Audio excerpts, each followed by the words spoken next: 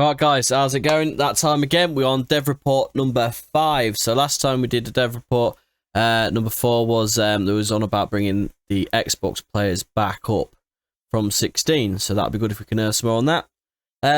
Apart from that, it's just a look at the most recent operations and developments. So let's jump in, dev report number 5. Let's have a little quick scroll. It's not that long. Okay, it's not too bad. Alright, here we go then guys. So, our 5th ARMA REFORGER dev report. First, we must inform you that we are unfortunately unable to deliver an update to the game to you this week. So, yeah, did notice that actually I've been covering all the updates as well. No updates to the game. So let's find out. Well, we found an issue that could, in some instances, cause crashes of the game. So we decided to postpone the update to next week. However, this means you will get more fixes in the next patch, along with the ones that were intended for this week. We thank you for your patience. So basically, no update this week, bigger one next week. I ain't got a problem with that, especially if there was holding back just in case it was going to start crashing again. Because to be honest, me and Beeb went on it the other day, did a live stream, and it was absolutely fine all the way through. Didn't even get kicked, I don't think, once. We did a good 2 or 3 hour stream, so that's pretty cool. So intelligence. This week we released a minor update for the ARMA REFORGER server Steam app launch options. Did see this on Twitter, didn't cover it, didn't make a video on it, so here it is. Previously you had to play dedicated server options that had now been removed. They were replaced by a single server hosting docs launch option that will open server hosting documentation and examples available at this web page here. So there you go, all about server hosting. You can either read that, pause it, do whatever you want with that information. Or I'll leave a link down in the description if that's something that interests you.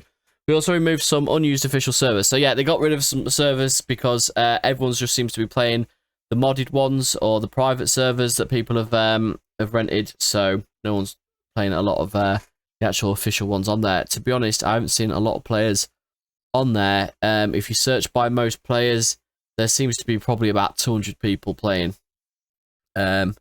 Which is a bit sad to see, but I mean, they've only got the conflict mode and stuff on there really, so everyone, hopefully all the modders in the community are working their socks off right now to get us that, you know, Daisy, sort of more King of the Hill modes, you know, stuff like that's all working, but we'll see how that goes. So let's start updates that will most likely be delivered in the next patch. We fixed regression caused by network optimization, which caused vehicles to a time moving in a jarring way, seemingly without interpolation.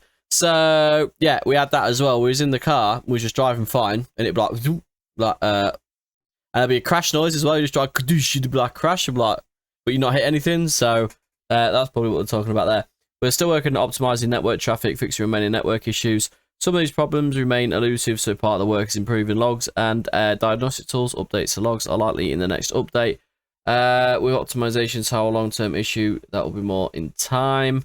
We're adding a way for Game Master to clear all destroyed entities, such as such function was available through the community mod, which we have used as inspiration. We recognise, that it's a useful tool to have as part of the game, and we thank you for showing us this. So there you go, we got a new function on there where you can clear all destroyed entities. So that'll keep the map clean, which is pretty cool. Other noteworthy updates for next week. Spacing of waypoints when ordering multiple AI groups in Game Master. That should help a bit with AI bunching together on the way to or on the destination point itself.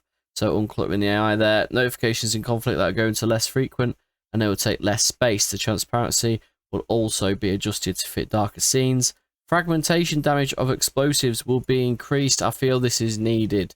Sometimes I've had a grenade go off right next to me, although it's pretty cool. Watching it go, you're like, wow, cinematic reasons, sick. Real life reasons, not too sick. And it is a mil sim after all. So if a grenade goes off right next to me, I would quite like it to wipe me out. So there you go. Hello, cat. So finally, here's some long-term tasks that will be included in future updates.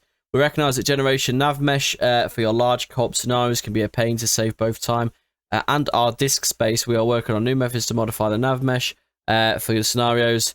That will, for God's sake, that will, don't even stand on the keyboard, man. That will be the ability to save only modified data for the objective area. The rest of the nav mesh will be loaded from Vanilla data, this method should also work with multiple combined tools. Last week we informed you about working on transparent adaptive UI brightness controlled by the scene brightness. We are on the right track to hopefully we'll be able to deliver a solution next week. So there you go, UI changes. We also talked about updating the task system so modders can easily create a new task without having to modify the task manager. We have made progress and a new system is already working in single player internally. We're going to convert the actual tasks to fit the new architecture and adjust their multiplayer behavior. Adding support for multiple save slots and community dedicated servers for Xbox, also planned for the future updates. Logistics, our community wiki is a massive archive full of useful information for you as a player, server host, and as a mod developer, we're constantly adding more documentation, so you can browse the latest documents here. For those of you who are soldering on Xbox, we are testing 32-player Xbox servers internally, and depending on the results, we will enable them for public, but in limited amount at first. Alright, that's good news. There you go, Xbox players. This is something that was mentioned before and something that Xbox players need definitely to increase that limit. The map is quite big and 16 players I feel would just not cut it there. So yeah, again, thanks for your feedback, blah blah blah. That was published on 23rd June, the date of this video. There you go. If you guys have any questions, have any issues, any problems, anything Armour related, put down in the comments below so we can all read and comment back and like and whatever, and then we can all, you know, keep it together as a community. Apart from that, I feel personally it just needs to be, I'm just impatient. I just want it to just go through it a bit quicker, but you know, what's it been, 2 months or something? So yeah, thoughts and feelings down below. Don't forget to like and subscribe. Thanks so much for watching, guys. Catch you next one. All links be in the description. Peace.